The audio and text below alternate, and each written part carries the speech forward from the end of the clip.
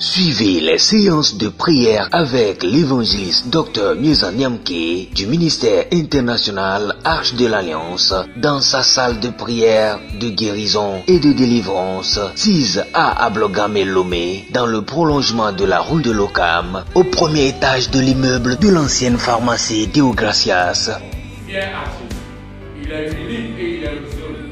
La paix se trouve uniquement en Jésus. La grâce se trouve uniquement en Jésus. Le bonheur se trouve uniquement en Jésus. En dehors de Jésus, il n'y a pas la stabilité, il n'y a pas la sécurité, il n'y a pas la paix.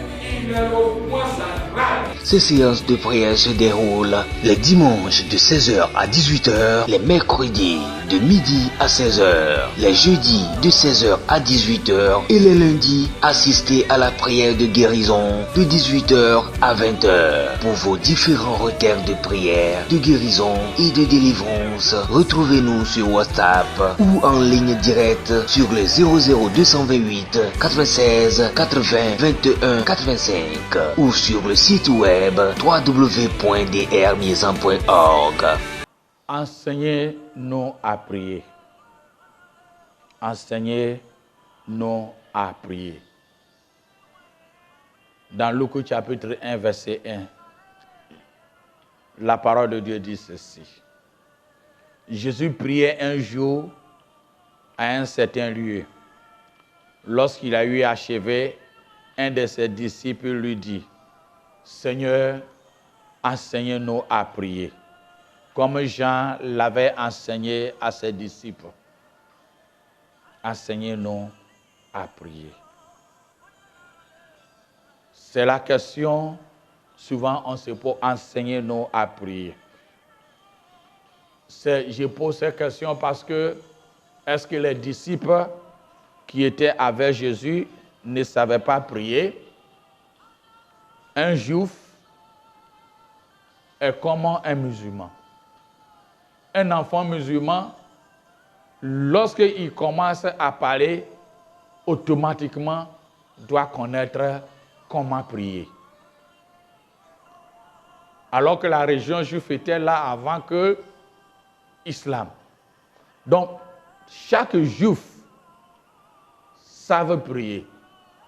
Chaque juif savait prier et connaître l'importance de la prière. Mais pourquoi les disciples ont demandé à Jésus, enseignez-nous à prier?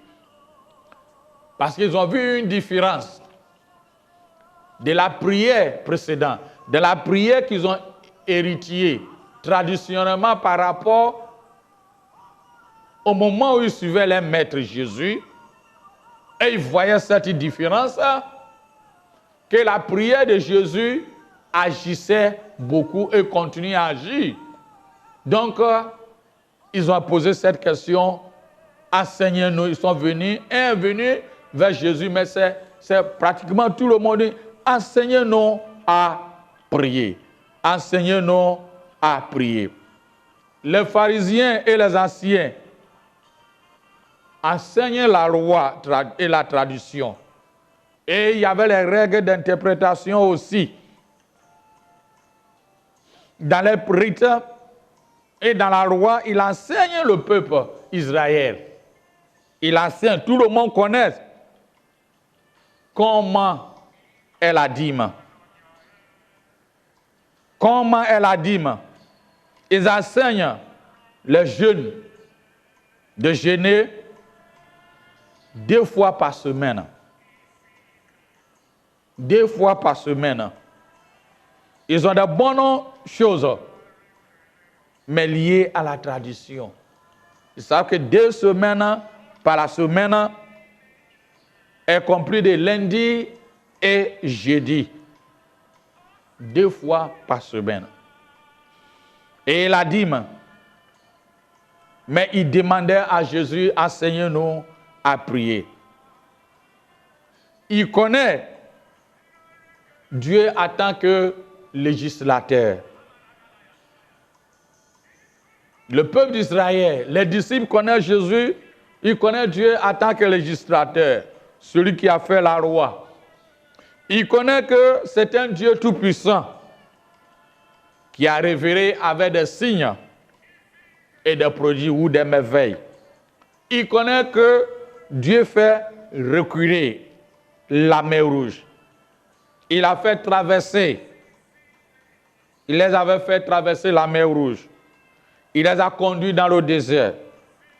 Il a fait pleuvoir la manne du ciel. Il a fait jaillir l'eau dans les rochers. Il fait pleuvoir le feu du ciel. Il les livre les fournaises, il les dérive les fournaises ardentes. Fermez même la bouche des lions. Il combattait et les délivrait de leurs ennemis. Il les avait fait. Mais il y a une chose, il n'y a pas une intimité avec Dieu. Donc il connaissait Dieu comme législateur. Il connaissait Dieu comme le Tout-Puissant. Il connaissait Dieu comme le Créateur. Il connaissait Dieu qu'en principe, on doit prier 2 fois, on doit jeûner 2 fois dans la semaine, le lundi et le jeudi, payer les dîmes, c'est leur récit à tout moment. À tout moment. Donc ils étaient venus avec Jésus. Ils disaient, enseignez-nous à prier. C'est à ce moment-là, Jésus va commencer à les apprendre. Parce que durant leur histoire, en Israël sorti d'Égypte, jusqu'à ce que Jésus venait, tout le monde qui ont prié n'ont jamais prié à Dieu en tant que Père, Abba. Je donne l'exemple. Dans 1 Roi chapitre 8, verset 23, lorsque Salomon nous disait ceci, « Ô Dieu, Dieu d'Israël, qu'il n'y a point de Dieu semblable à toi, ni en haut dans les cieux, ni en bas sur la terre. Tu gardes l'alliance et la miséricorde envers les serviteurs qui marchent en ta présence de tous les cœurs. » Dans 1 Roi 19, verset 20, 15, Ézéchias aussi adressait cette prière. « L'Éternel Dieu d'Israël, assis sur les chérubins, c'est toi qui es le seul Dieu de tous les royaumes de la terre. C'est toi qui fais le ciel et la terre. »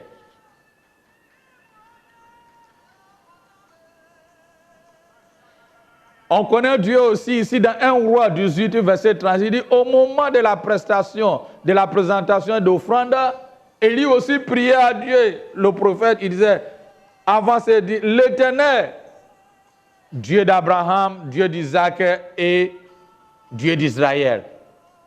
Qu'on le sache aujourd'hui que tu es le Dieu en Israël, que je suis ton serviteur. Que j'ai fait toutes ces choses pour ta parole.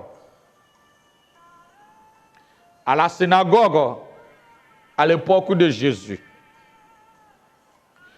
il y a des prières publiques qui étaient offertes à tout moment dans la synagogue. Il y a le châtiment que les Israélites connaissaient. Le châtiment, à tout moment aux synagogues, était la pièce maîtresse à les prières quotidiennes, matin et soir, qu'il adressait à Dieu. Dans le châtiment, il y a Deutéronome 6, verset 4 à 9, qui leur fait connaître, je vais paraphraser, que le peuple doit savoir que l'Éternel, notre Dieu, est le seul et unique, et tu aimeras ton Dieu de tout ton cœur, de toute ton âme, de toute ta force. Ça, c'est dans le châtiment. Et à chaque fois qu'il réunit dans la synagogue, il répétait ça. Dans le deuxième, qui est dans le châtiment, qui est Deutéronome 11, verset 13 à 23, que compte tenu du temps, je vais paraphraser, qui dit, Dieu leur fait comprendre d'inscrire sur les poteaux et les maisons et sur les portes la prescription qu'il les a donnée à Moïse, pour que vous et vos enfants, vous puissiez endurer dans le pays que l'Éternel a juré à vos pères, et de les enseigner en tant qu'il y a un ciel sur la terre. Donc, histoire d'Israël, comment Dieu les a fait sortir d'Égypte, et ils sont venus, et Dieu les a fait venir dans la terre promise. À chaque fois qu'ils se réunissent aux synagogues, ils doivent connaître et remercier Dieu en fonction de ça. Et qui est dans la prière juive, le Shalom. Les disciples connaissaient ça. Et ils connaissaient qu'on doit les enseigner ça. Ils doivent savoir que Dieu est le Créateur. Dieu est le Père. Il va se faire sortir d'Égypte. Les 10 commandements. Il est unique Dieu. Dans Deutéronome, dans Nombre 15, verset 37 à 41, qui est dans le Shalom, il dit, vous rassemblerez dans vos grains votre vin et votre huile neuf, et vous finirez aussi à l'herbe dans les champs pour les bétails. Ainsi vous mangerez à votre faim. C'est-à-dire, il doit connaître l'enjeu que le Seigneur est le seul Dieu qui pourvoit à leurs besoins. Donc quand un juif parle du chaman, ils savent que Dieu est le Créateur. Il est unique, on doit l'adorer du cœur, âme et esprit. Et ils savent que c'est lui qui les a fait sortir d'Égypte pour venir à la terre promise. Ils doivent savoir aussi que c'est lui qui pourvoit à leurs besoins. Donc à chaque fois qu'un juif va dans la synagogue, va à la prière, c'est la prière du matin et au soir. Matin et au soir. Les jeunes qui font lundi et jeudi, ils répètent tout ça, de génération en génération. Donc c'était venu à une tradition pour eux. Mais en dehors de plus de Shalom, il y a aussi Tafila. Le Tafila où les 18 bénédictions a été réactivé par nos jours. Le Tafila est un élément clé de notre relation avec le Créateur. C'est un élément clé de la relation avec les Juifs récitent dans le Tafila. C'est un travail de veille et d'amour caché dans leur cœur. Dans le Tafila, il prononce et il dit tout ce que doit venir de leur cœur. L'amour parfait de Dieu dans leur cœur. Je dis ceci, un élément clé de notre relation avec notre Créateur est de le servir de tout le cœur.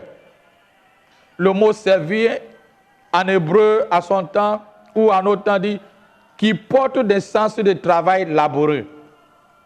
Mais quel genre de travail le cœur peut-il vous servir Dieu? La réponse juive est dit ceci. Un travail de veille, d'amour caché dans le cœur jusqu'à ce que un état d'union intime avec le Dieu soit atteint.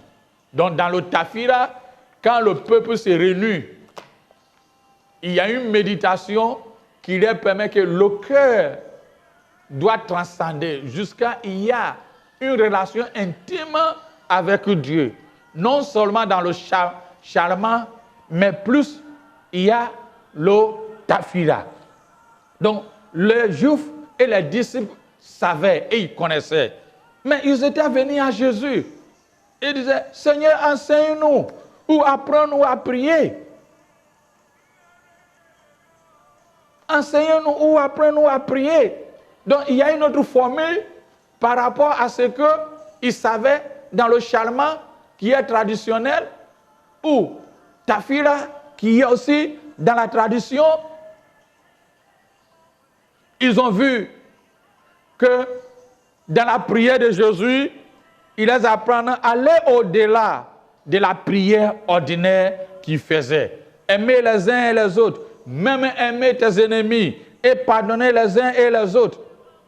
La vraie prière, c'est vrai, doit venir du cœur. La vraie prière n'est pas seulement les mots ou les phrases qu'une personne répète ou une simple routine ou formalité. Les Juifs connaissent ça. Les disciples connaissaient ça. Ils connaissaient qu'ils avaient une prière qui est une routine. Ils avaient une prière qui est une formalité, qui en génération transcrit ou est venue à leur temps. Mais il est venu à Dieu. Il savait aussi que la prière devait être présentée à Dieu. Et il doit connaître que Dieu est notre Père. Parce que durant le temps où les Juifs vivaient, ils n'ont jamais connu Dieu comme le Père. Ils connaissent, comme je vous avais dit, le Créateur de toutes choses. Il fait ceci, cela. Dieu a fait. Il décrit l'Éternel par rapport en fonction des actes qu'il a posés pour eux. Mais quand ils attendaient que Jésus appelait Dieu le Père, c'est une différence. Ils savaient que Abba, un lien du sang, quand tu appelles mon Père, ou en nos langages, on peut dire papa, tu ne peux pas appeler tout le monde papa, mais tu peux appeler père, oh vieux père, ou bien ceci, cela, dans nos jaguars. Mais quand tu dis Abba, c'est comme tu dis papa, tu ne peux pas sortir dans la rue et puis dire papa. Il y a souvent le lien du sang. Donc Jésus, en disant notre Père, les disciples ont vu la différence. Et il les a fait connaître qu'en réalité, il doit avoir une relation intime. Il doit quitter de la formalité, le formalisme, la tradition. S'il veut avoir une réponse réelle à ce qui est à leur sujet normalement. Parce que Dieu, en quelque part, la Bible nous dit, il se cache. Il se cache. Dieu n'est pas là pour nous lui et permettre que tu le vois facilement. Dans Jérémie 29, verset 13, il nous dit ceci. Vous me cherchez et vous me trouverez. Et si vous me cherchez de tout votre cœur. Donc les disciples ont compris qu'en réalité, il faut venir à Dieu. Et connaître Dieu, que c'est le Père. Dans Matthieu 15, verset 9, verset 7 à 9, il dit, hypocrite Ésaïe a bien prophétisé sur vous, quand il a dit, ce peuple m'honore de leurs lèvres, mais leur cœur s'éloigne de moi. C'est en vain qu'ils m'honorent en enseignant des préceptes qui ne sont pas commandements, qui sont des commandements des hommes. Nous devons être attention. Dans nos prières, nous devons quitter de la tradition. Souvent la tradition, la bouche parle et le cœur dit autre chose. Les disciples ont connu ça. C'est pourquoi ils ont été venus à Jésus en disant, enseigne-nous à prier. La prière, c'est une relation avec le Père. Une relation avec le Père. Non pas comme un être suprême, mais avec le Père. Il dit, quand vous priez dans Matthieu 6, verset 6, entre dans vos chambres, fermez les portes et priez ton Père qui est dans le ciel, qui est dans le lieu secret, et ton Père qui voit dans le secret te le rendra. La prière ne doit pas être ne doit pas aller au-delà de l'ambition égoïste. La prière. Demandez et on vous donnera. Cherchez et vous me trouverez. La prière. La prière. Jésus a appelé les disciples et il les a fait comprendre. Les disciples étaient venus vers lui et ils ont vu une différence. Que le tafila et le charmant ne les permet pas à faire les miracles, ne les permet pas d'aller au-delà de ce qui est physique. Mais ce qui est important, et il doit reconnaître Dieu comme les peurs. Alors, Jésus les a donné les principes qui est devenu aujourd'hui les l'hymne national. Notre Père qui est dans le ciel. Il dit de sortir de la tradition. Mais je vous donne des grandes lignes pour vous permettre que quand vous priez, ne priez pas comme auparavant. Mais vous devez comprendre que le Dieu d'Abraham, Isaac et Jacob, le Tout-Puissant, les Hashada, Elohim, tout cela, c'est bon. Vous avez depuis des années prié en principe de charmant, en principe de tafila, mais la relation n'a jamais changé. Et si vous voulez qu'il y ait un changement, maintenant, adressez-vous à Dieu et vous dites, notre Père qui est dans le ciel. Reconnais-lui qu'avec lui, il y a une relation personnelle, il y a une relation intime, il y a une relation qui nous permet d'aller plus loin. Il nous a fait comprendre, si nous demandons, vous demandez, il nous donne. Et si nous cherchons, nous le trouverons. Car quiconque demande, reçoit. Celui qui cherche, il trouve. Celui qui, on le ouvre à celui qui frappe. Donc c'est un travail à longue haleine. De Romains 8, versets 26 à 27, il dit ceci. De même aussi, l'Esprit nous aide dans nos faiblesses, car il ne nous avons pas dans ce qui nous convient de demander dans nos prières, mais l'Esprit lui-même intercède par des soupirs et des inexprimables. Et celui qui sonde le cœur connaît ce qui est dans la pensée de l'Esprit. Parce que c'est Dieu, selon Dieu, qui intercède en faveur de ses saints. L'Esprit Saint t'aidera et m'aidera afin que nous venons vers Dieu en disant ce qui est dans le cœur et en oubliant la tradition. Les disciples ont connu la tradition, le charmant, prier, les préceptes qu'ils ont mis dans Deutéronome. Tafila, mais ils n'avaient rien trouvé dans leur cœur. Mais quand ils sont approchés à Jésus, nous voudrons un changement. Donc enseignez-nous à prier. Enseignez-nous à prier. Tu peux demander à ton Dieu de t'enseigner à te prier en sortant de la tradition, en sortant de ce que tu répètes 24 heures sur 24 heures, de l'égalisme, de la tradition. C'est très important pour toi et moi. En venant vers Dieu et lui demander. Et que nous quittons dans le charmant ou le tafila. Les disciples étaient toujours attachés à tafila et le charmant, qui est incorporé dans le Torah, qui fait partie de leur manière de s'approcher à Dieu.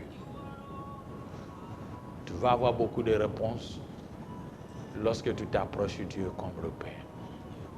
Approchant à Dieu comme le Père, que le cœur soit disposé et que nous venons à lui et nous disons ce que nous ferons dans nos cœurs. Il dit, celui qui me cherche, trouve. Si tu ne cherches pas, tu ne trouves rien dans la vie. Celui qui est là, qui dit Dieu connaît tout, ne va rien trouver dans la vie. Dieu nous répond quand nous demandons. Dieu nous répond quand il voit le sérieux. Dieu nous répond quand il sache que nous sommes doués, nous sommes prêts, nous avons la persévérance, la persistance. Dieu nous répond quand il voit le sérieux. Dieu nous répond. Dieu nous répond. Enseignez-moi à prier. Demande à l'Éternel qui t'enseigne à prier. Sois béni. C'était une émission de l'évangéliste Dr Niezan Niamke du ministère international Arche de l'Alliance dans sa salle de prière, de guérison et de délivrance 6 à Ablogame Lomé dans le prolongement de la rue de l'Ocam au premier étage de l'immeuble de l'ancienne pharmacie Deo Gracias. Celui qui demeure l'abri du très haut repose à l'ombre de Tout-Puissant. Il est le Dieu qui ne permettra pas que ton pied chancelle. Et devant toi, tu verras l'attribution des méchants. Ces séances de prière se déroulent les dimanches de 16h à 18h, les mercredis de midi à 16h, les jeudis de 16h à 18h et les lundis, assistez à la prière de guérison de 18h à 20h. Pour vos différents requêtes de prière, de guérison et de délivrance, retrouvez-nous sur WhatsApp ou en ligne directe sur le 00228 96 80 21 85 ou sur le site web www.drmiezan.org.